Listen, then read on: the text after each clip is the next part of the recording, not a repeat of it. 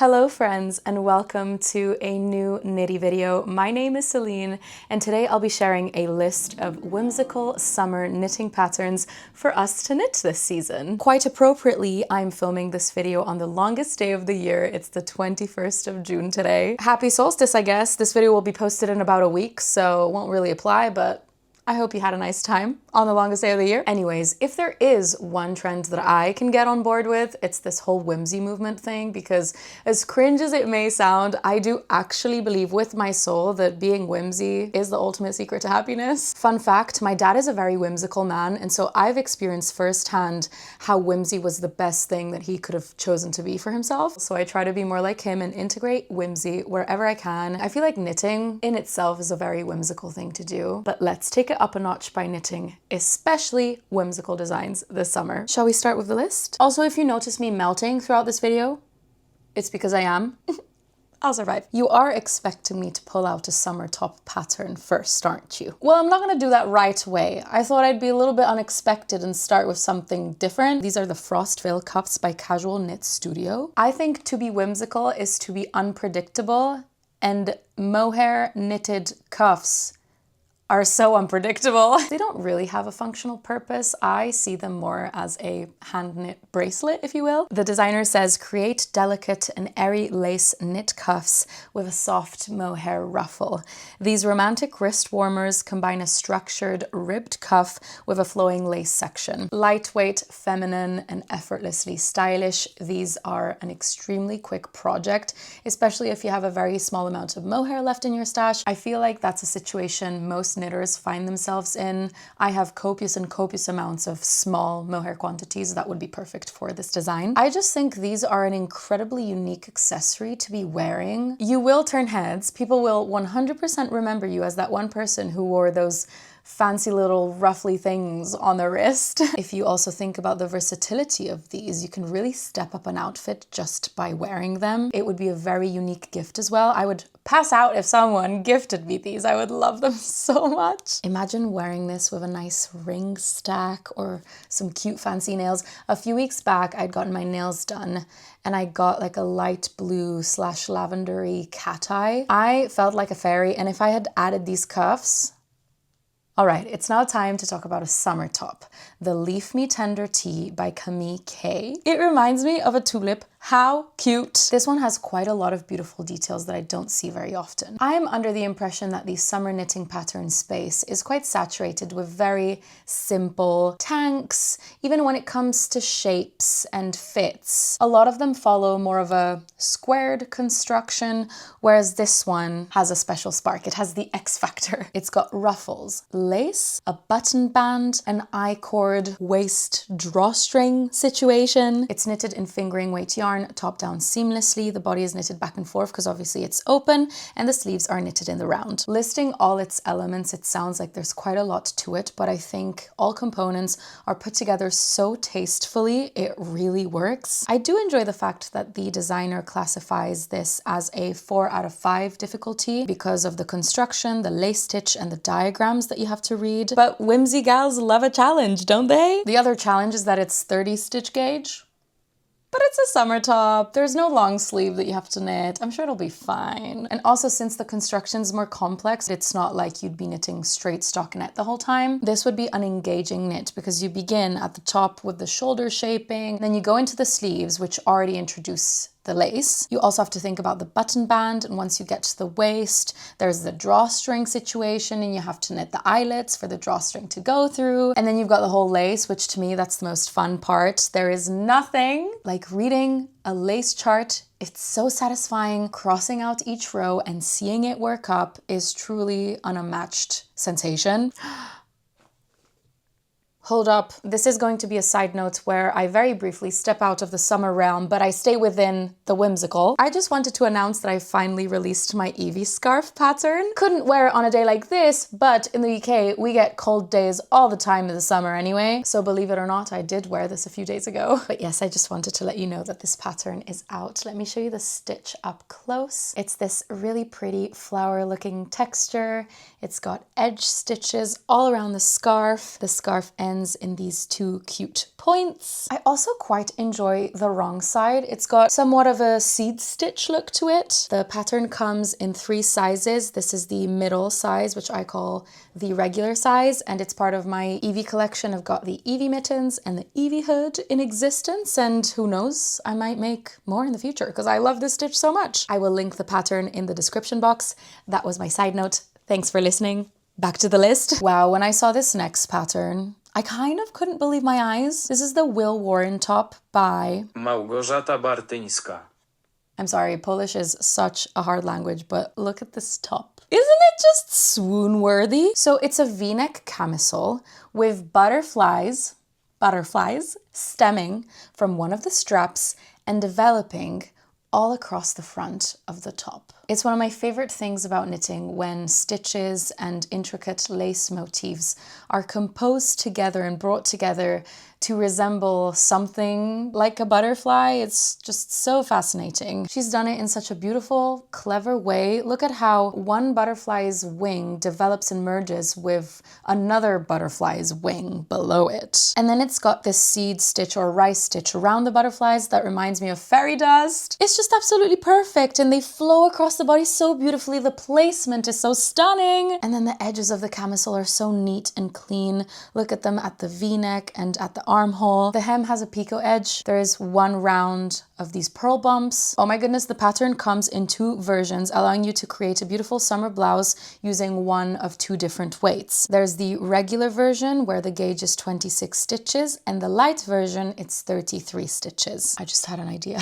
Imagine knitting this using the Issy mulberry silk that everyone's been obsessed with lately. That would be absolutely magical. If you friends get a chance to touch that yarn, please do so, because it's actually quite shocking and I can't even fathom the beauty of that for this top. I'm getting emotional. Let's quickly take a break from knitting patterns to talk about another way I keep things happy and whimsical and calm. At least once a week, I give myself an at-home spa session because it helps me tap out of the stress and the fast-paced rhythm that I'm living on the daily. I've worked with Foreo on my videos before, and I always have so much fun sharing it with you friends. Last night, I got to use my FAQ 202. This is an FDA-cleared silicone LED face mask with clinically proven results. I recently looked into a medical research paper about the efficacy of LED on the skin, and lo and behold, the research confirms significant improvements on LED-treated skin. So as an acne-prone girly, this mask has been so nice at keeping my inflammation at bay. My skin is nice and calm. I start by applying the FAQ Red Light Peptide Serum, which optimizes LED performance with its photoreactive active ingredients. I put on my mask, I adjust the straps, set up a treatment through the app. It'll take me through a combination of wavelengths. The mask emits 8 different ones, including NIR. The device works to target different skin concerns like boosting collagen production, reducing dark spots or redness, and much more. Once I'm done with the mask, I use my UFO 3 paired with a disc sheet mask. It packs my skin with moisture, giving me a T-sonic massage, thermotherapy, and cryotherapy. It leaves me looking super radiant and properly moisturized. It's quite something. Foreo is now celebrating their birthday with one of their best sales of the year. You can check that out at the link in my description box or by scanning this QR code on screen. And for a very limited time, you can use my code W by Céline 35 to get an extra 35% off on almost all Foreo products. The code does apply to already discounted items, so you can enjoy up to 50% off. That's how I keep things whimsy. One face mask session at a time. But how about I also make this knitted headband? This is the Basics number 3 by Augustins. You wouldn't think of knitting a headband, you know, first thought goes to a sweater and a top and stuff like that. But a headband, that is so unusual and so appealing to someone like me who's been knitting for a couple years now. Well, more than a couple, more like 6. But you know what I mean? Something different that I've never done before. And for example, I'm like, how would you go on about making a knitted headband? Let me tell you, the band is knitted top down, in the round, in stockinette stitch. Up along the work, a series of increases and decreases are made to form the band. When completed, a headband is inserted into the knitted band and is then stuffed with carded wool to secure the right shape and volume. Oh my gosh, of course. I didn't think that this is, you know, stuffed. But why am I obsessed with that? If I were to make this, I would embroider stuff on it as well. I would embroider little flowers and butterflies, of course, and little like plant vines.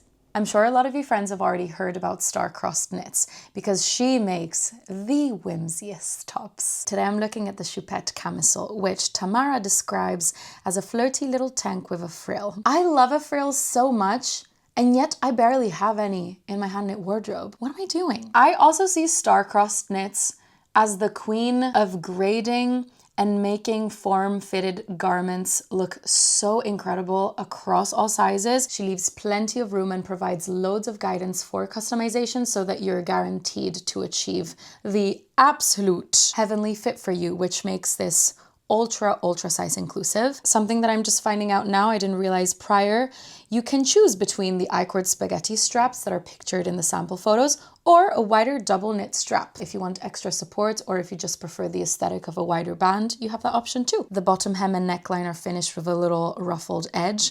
And the inspiration for the name Choupette is a French pet name that comes from the word for cabbage. I love French pet names. My favorite one is Mon Doudou, which means my teddy bear. Something that I feel like gets a little bit neglected during the summer months are knitted socks. And why are we acting like we're absolutely never wearing socks during the summer? Because I still am sometimes. Imagine this. Birkenstocks with these fairy tales that you forgot socks by Jupiter Lily Designs. For me, this would also be a good opportunity and a good motivator to look for a sock yarn that's not mostly merino. In fact, let me know if you friends have any suggestions of a sock yarn that may be cotton and more suitable for hotter weather. Either way, this sock has lace, so there's more opportunity for airflow. This is another pattern and a lace stitch motif that wants to resemble butterflies. Oh my gosh, this sock design was created for Super Sock Scarefest, which is inspired by the Moth Diaries. The design of these socks includes a Japanese-style lace moth motif inspired by the Luna moth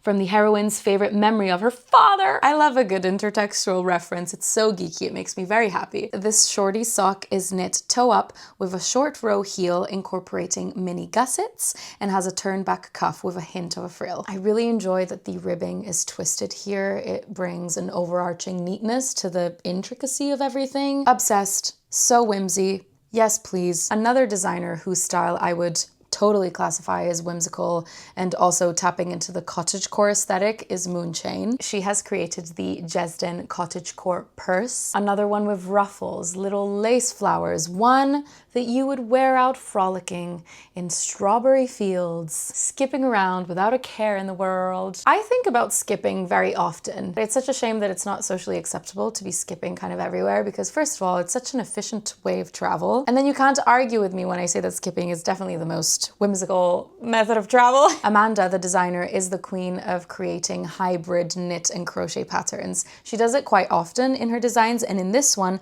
the body of the bag is knitted and then the strap is crocheted. It's fantastic to be blending the two crafts within the same project because each one serves different functions and you can really tap into that. The crochet fabric is built with knot-like stitches that are quite thick. So for example, with a strap on a purse, you want more structure and integrity. So crochet is a much better option than knit is. What's extra fun about this bag is that you require other tools other than just the yarn. So you need a craft dowel, swivel clasps, an openable O-ring, magnetic handbag clasps / snaps, and fabric if you're sewing in the lining. So it's a whole whimsy little craft project, which is fun and fresh and different from your average knit item. Okay, this one is actually shocking. Like when I saw it on Instagram, I went, I'll recreate. La la la la. Something like that. Maika Fam has released the Brezza vest. What? If I were to ever make this, I could die happy, first of all. I wouldn't wear anything else. If I had to introduce myself to new people while wearing this, I would say, hi, I'm Céline. I made this vest, just so you know. Yes, I made it with my 2 hands. It didn't exist before I made it. It's so beautiful and impressive. And even if you were to buy this at a store, if it were machine knit, people would probably stop you to compliment your sweater and ask you where you got it. Imagine if you made it. The value of it just skyrockets, right? This depicts scenery of what to me looks like Sanremo, I think, which is a place in Italy. I should probably read what it's inspired by. Yeah, I'm not sure if it says on the listing, but it looks like Sanremo, which is a beautiful seaside spot in northern Italy. It's famous for its flowers. There's a lot going on in this fest. There's the sky, hints of clouds. There's the sea. Two shades are used for the sea to show the different depths. There are sailboats. Then there's like a little walkway with flowers, clusters of flora. Then on the side, a building with a window with more flowers on the sill above it. There's a waterfalling coral colored viney plant that drapes over the wall of this building, and it integrates into the ribbing of the vest, and it's so majestical. Like, are you even hearing what I'm saying? This is crazy. Worked from top down. First, the back yoke is worked flat. Stitches for the shoulders are then picked up and knitted along the back yoke, and each shoulder is worked separately flat. So I'm reading a pretty standard vest construction, which is a little bit more reassuring, knowing that then you'd have to think about intarsian color work and a bunch of embroidery. I would love to make this, and I really want to know if it's as hard as it looks, or is it just because there's a lot of details, so it's more time consuming than hard. Now let's strip it back down with something a little bit more simple. Cupid Knits, who's another whimsy girl, came out with the Donna skirt. This is a flowy romantic skirt knitted in sections with ruffles and pearl stripes. This piece is worked top down, and it's begun by encasing an elastic band within the fabric, and then it's completely adjustable because it's worked top down, so that's really good. You can make it a midi, a maxi, or also a mini skirt if you please. I have knit a maxi skirt before, and I can confidently say that it's one of my most treasured, rewarding hand knit pieces. It feels absolutely incredible to be wearing it, and as someone who's been knitting for more years, it feels finally like I did the first time I wore a hand knit sweater, which I feel like is a feeling that knitters keep chasing. So I'm just saying that if you're after that feeling, the Donna skirt could probably most likely give you that. There's just something about those pearl stripes right above the ruffles. It's so pretty, and I love how the pearl stripes are not evenly distributed. It's just kind of irregular. The Donna skirt sits wonderfully in Cupid Knits' catalog. I recommend you check it out. I've already put this in another knit picks video, so I'm not mentioning it in detail today, but I guess shout out to her campanula dress because it's absolutely swoon worthy, and I will have to make it, and it might be my most favorite thing I will ever knit. But anyways, I digress. Is it just me and my algorithm and my Instagram and TikTok feeds that are covered in ponchos? And I'm not only talking about the knitting side of the internet, I mean the whole fashion world. I'm seeing ponchos everywhere, especially see-through, open gauge, open fabric, mohair, lace weight ones. To be fair, ponchos can be very whimsical and fairy-like, so when I saw the mohair poncho by Amy is Knitting, I said I must include it in this roundup. This is giving fairy, not just because of the fabric. One strand of mohair, open gauge fabric always gives ethereal fairy vibes, but I think the asymmetry of how she's wearing it plays a huge role in the fairiness of this. Of course, you don't have to wear it this way. You can also wear it this way, which makes it more classic and elegant, I would say. But oh my goodness, it's so cute. Imagine you're on the beach this summer and you pop this on. So classy and refined, and it would look so good, like draping in the wind. Stop it right now. I can't. This is actually a free pattern. And look at that. The designer said that she recently had a fancier event to attend and realized she didn't have a light layer to wear that would still show off the dress. It's the perfect multi-purpose layering piece, light enough for a summer wedding, elegant enough for a candlelit dinner, and versatile for more casual wear. Fully customizable, meaning you can knit it longer or shorter to suit your taste, all in under 2 skeins of mohair. Difficulty is 1 out of 5, suitable for beginners, though knitting with mohair can take some getting used to. Yes, I can vouch for that. I know that very, very well. And look, she says this poncho is truly nothing more than a long rectangle sewn together, making it easy to adjust. Not much else I can say about this other than it's whimsy and iconic. If I had to picture in my brain and imagine a whimsical looking gal, I would see her wearing loads of accessories. I'm talking rings, I'm talking a belt, I'm talking a stack of necklaces, I'm talking those little cuffs. I'm also talking a fancy scrunchie. And I found one that I'm so obsessed with. I will be making this. Studio Yif, I think you pronounce it, released the Bohemian Scrunchie one. My hair wants to wear this. My hair does not want to exist without this holding it. Also, it looks like such a fun knit with all the eyelets and the increases and decreases. This scrunchie comes in 3 sizes and you only need between 38 and 100 meters. So dare I say you could do this in a sitting?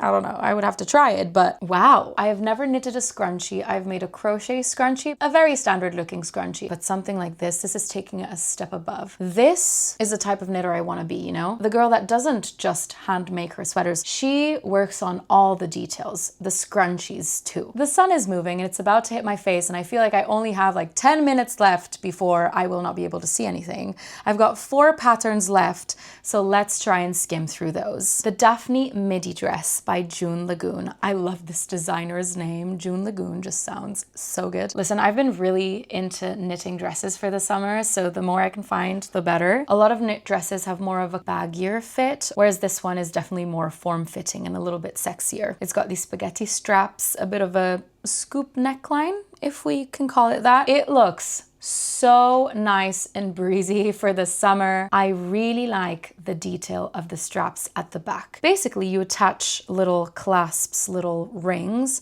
at the back of the dress, and then you loop the spaghetti straps through those to kind of attach and assemble everything. It makes the straps completely adjustable, which first of all avoids any issues with them stretching over time. Like if they stretch a little, all you have to do is pull everything a little tighter. But then I'm thinking it makes the neckline adjustable too. If you're feeling something a little bit lower cut one day, you can do that. If you want to pull it up a bit more, you can do that too. That's really cool. I had never seen a construction like this on a strap. Oh yeah, and something that June Lagoon does is that her pattern provides both instructions for hand knitting but also machine knitting. So if you machine knit, I think that's very cool. She offers optional picot lacy edging instructions, which for sure would make this extra whimsical. Oh, I'm running against the sun, moving to my face. Next pattern. The Side Bow Slipover by Sarah Anti-Penkov. I'll say it now. I really want to have this by the end of the year. I wish I had it now, but I've got so many things to knit. I'm going to give myself until the end of the year. I first saw a slipover with a bow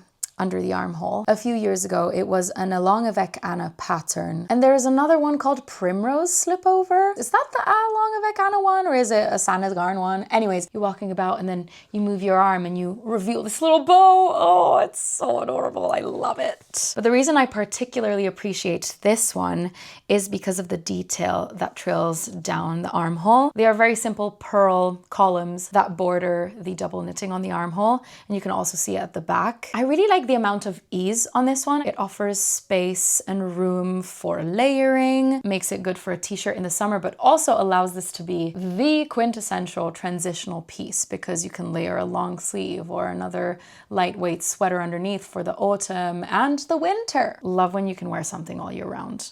Hello. Pretty standard construction, starting with knitting the back panel, picking up for the shoulders, then you join the front section, and then the double knitting is done for the side bows separately at first, but knit and attached as you go up and down the panel of the armhole. The neckline is then picked up to knit the ribbing. Let's move on to the Take a Bow top by Erica Berntsen. It is so delightful. It literally looks like you're a walking present, which sounds super funny, but I am so into it. It's so, so cute. You can actually wear it two ways, looking like a little bow or not. You can create this optional ribbon to tie at the front to cinch in and make you look like a bow, or you can just leave it as like an off the shoulder simple situation. You're basically getting 2 tops in one, which is so fun. The top section is adorned with a picot edge, which you may have noticed is a common theme throughout this video. I love a picot edge. It's so cute and whimsy. She made it in red, makes it look a bit more festive, but there's so much versatility to this when you tweak the yarn, the material, and the colors. The sun is catching up. Let me scooch a little bit. There is waist shaping, which to me is always a delight. You can omit it if you want. It says in the pattern, which is always good to have the option. I did say that to me, whimsical also means unpredictable, and this top is unpredictable. I would love to see someone in this. I would love to be in this. All right, we're on to the last pattern. This one is one of those that had I just seen it listed on Ravelry, I don't know if I would have noticed it. But one time, I can't remember where I was, somewhere knitting related, this girl was wearing the Cumulus wrap by Pearl Soho. When I tell you it was so majestic, please believe me. First of all, it's because it was a lot of fabric. I'm not gonna lie to you, she told me this was a labor of love, but it was like an heirloom piece, you know, the type of thing that you just give to your children and your grandkids and the children after that, you know, it's like the holy grail of the family sort of thing, especially because you knit it in one strand of mohair. So it's got the halo, it's got this aura to it, this magical ethereal quality that's just unmatched. It's this splendid, huge square worked in an intricate lace stitch pattern, and the perimeter is bordered by a different stitch that adds even more elegance. I'm telling you, in real life, I wanted to steal it. The photos don't do it justice, so you're gonna have to trust me on this. If you're looking for an important knit, an important piece that will stick with you for years, that you'll be so proud of, and that you're willing to pour a lot of love into, this is the piece for you. And what sells this pattern to me even further, it's a shawl, but it can double as a blanket. If you pin two sides together, it can be a poncho. If you pin it a different way, it could be a beach cover-up. If you wear like a slip dress underneath and put this over it, you'll have an incredible summer outfit. It's so big you can probably wrap 3 of your friends in it. So if you're collectively cold, you can all go under it. It's grand. Let me move the camera a little more. And friends, that was my list. I would love nothing more than you leaving a comment down below sharing more summer knitting patterns. Obviously extra points if they're whimsical. Let me know your most worn summer knits and most importantly your favorite summer yarns, because I feel like that's such an asked question. I think my favorite yarn combination for the summer is holding one strand of Knitting for Olive Cotton Merino with one strand of Issy Trio 1. It's so breathable, so light, so scrumptious, beautiful dimension. Highly, highly recommend. The sun is about to blind me and I cannot wait to open this window to let some breeze in. I'm probably actually gonna go for a walk to enjoy the longest day of the summer. I'm probably gonna go to the park and listen to my music. How exciting, what a beautiful Sunday. I'm gonna wrap things up here. I thank you so much for sticking till the end of this video. I really appreciate the company as always. I will leave my Instagram on screen in case you'd like to follow my creations more in real time. I will say bye for now and I hope to see you in my next video.